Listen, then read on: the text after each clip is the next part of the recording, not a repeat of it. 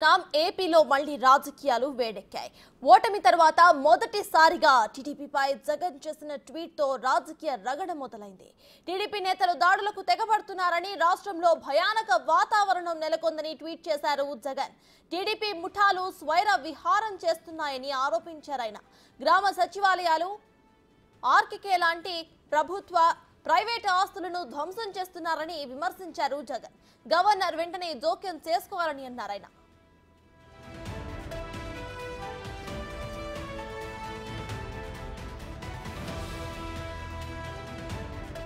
కాగా జగన్ ట్వీట్ పై టీడీపీ నేతలు మండిపడుతున్నారు. టీడీపీ కార్యాలయంపై దాడి జరిగినప్పుడు శాంతి భద్రతలు ఎక్కడ ఉన్నాయని ప్రశ్నిస్తున్నారు వారు.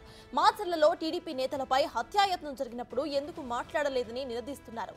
శాంతి భద్రతల గురించి మీరా మాట్లాడేది అంటూ ఎద్దేవా చేస్తున్నారు.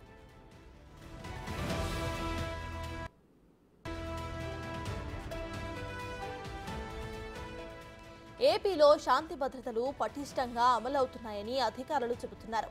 ఎక్కడా ఎలాంటి దాడులు జరగడం లేదంటున్నారు. కాగా ఇప్పటికైనా జగన్ హుందా రాజకీయాలు చేయాలని సూచిస్తున్నారు. లేదంటే పులివెందులను కూడా ప్రజలు మిగల్చరంటూ వార్నింగ్ ఇస్తున్నారు.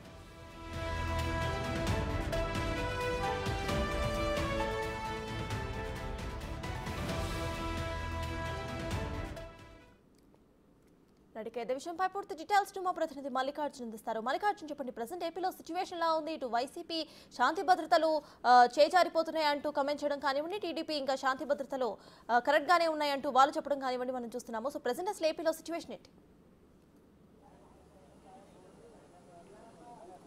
సతాజ్ ఏదైతే ఉందో జూన్ 4వ తారీఖు నుంచి కూడా రాష్ట్రంలో భయానక పరిస్థితులు ఉన్నాయంటూ కూడా వైసీపీ తీవ్రమైన ఆరోపణలు చేస్తూ ఉంది. వైసీపీ అధినేతే మాజీ ముఖ్యమంత్రి జగన్మోహన్ రెడ్డి ట్విట్టర్ వేదికగా కూడా ఒక పోస్ట్ పెట్టడం జరిగింది.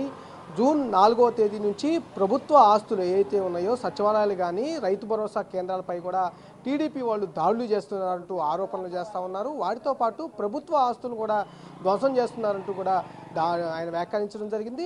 దాంతోపాటుగా వైసీపీ నాయకులు కార్యకర్తలపైన కూడా టీడీపీ నాయకులు అలాగే కార్యకర్తలు తీవ్ర దాడులు చేస్తూ ఉన్నారు.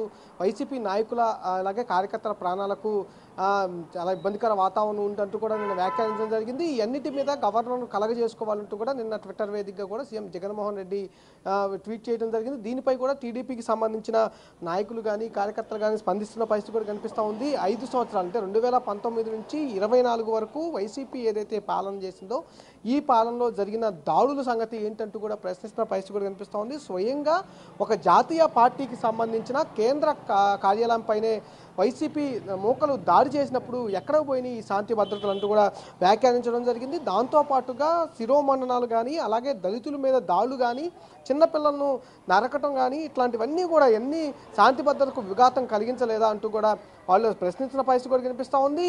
4వ తారీఖు నుంచి అంటే ఇవాళ 7వ తారీఖు రెండు రోజుల్లోనే మీకు శాంతి భద్రతలు విఘాతం కలిగామని ఎక్కడైనా ఎవరు చెప్పారంటూ కూడా వాళ్ళు ప్రశ్నిస్తున్న పరిస్థితి ఉంది.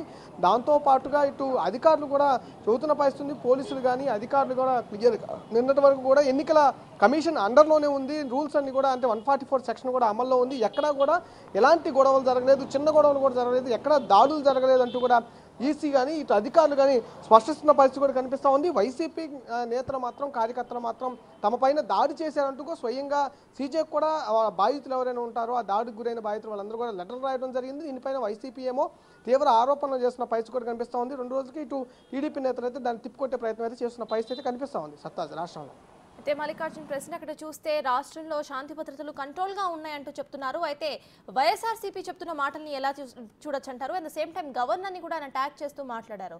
సో దీనిపై గవర్నర్ కానివ్వండి లేకపోతే ఇంకెవరైనా స్పందించారా?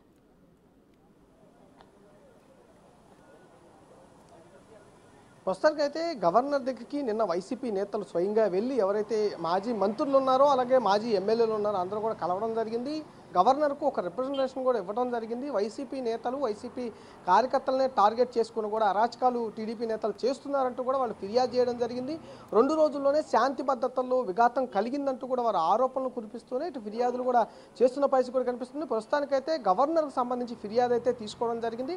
ఫిర్యాదు మీద గవర్నర్ ఎలా స్పందిస్తారనేది చూడాల్సి ఉంది. కాబట్టి ఎందుకంటే నిన్నటి వరకు నిన్న సాయంత్రం 5-6 గంటల వరకు కూడా ఎన్నికల కమిషన్ ఆర్డర్లోనే ఇటు దేశం మొత్తం కూడా ఉండటం జరిగింది. నిన్న ఈ ఈ ఎన్నికల కమిషన్ సంబంధించిన ఏవైతే ఉన్నాయో విడుదల చేయడం జరిగింది. ఇప్పుడు రాష్ట్ర ప్రభుత్వం ఆధీనంలోకి, గవర్నర్ ఆధీనంలోకి, అలాగే ప్రమాణ స్వీకారం తీసుకున్న కొత్త ప్రభుత్వం ఆధీనంలోకి రావడం జరిగింది. కాబట్టి ఇక్కడ నుంచి మానిటరింగ్ చేసి గవర్నర్ కానీ ప్రభుత్వం కానీ మానిటరింగ్ చేసి ఎక్కడ ఏం జరిగిందనే విషయాలు కొంత తెలుసుకునే ప్రయత్నం అయితే చేసే పరిస్థితి ఉంటుంది. కానీ ఎన్నికల కమిషన్ అండర్లో ఉన్నప్పుడే వాళ్ళు క్లియర్గా, అధికారులు కానీ పోలీసులు కానీ అందరూ క్లియర్గా ఎక్కడా కూడా ఎలాంటి దాడులు జరగలేదు ముందస్తుగానే. ఎందుకంటే కేంద్ర బలగాలను కూడా ముందుగానే దించాము. ఎక్కడైతే పోలింగ్ జరిగిన తర్వాత దాడులు అనేవి మాచర్ల కానీ, పల్నాడు కానీ, అలాగే చిత్తూరు కానీ, అనంతపురం కానీ దాడులు జరిగాయో వాటి మీద ఎక్కువగా ఫోకస్ మీద ఫోర్స్ను కూడా దించడం జరిగింది. అలాగే రాష్ట్ర వ్యాప్తంగా కూడా ఎక్కడ కూడా చిన్న చిదురుముదురు ఘటనలు కూడా ఎక్కడ జరగలేదనే విషయంపై అయితే క్లారిటీ అయితే వాళ్ళు ఇస్తున్న పరిస్థితి అయితే కనిపిస్తూ ఉంది. సత్తా. Right, thank you Mallikarjun.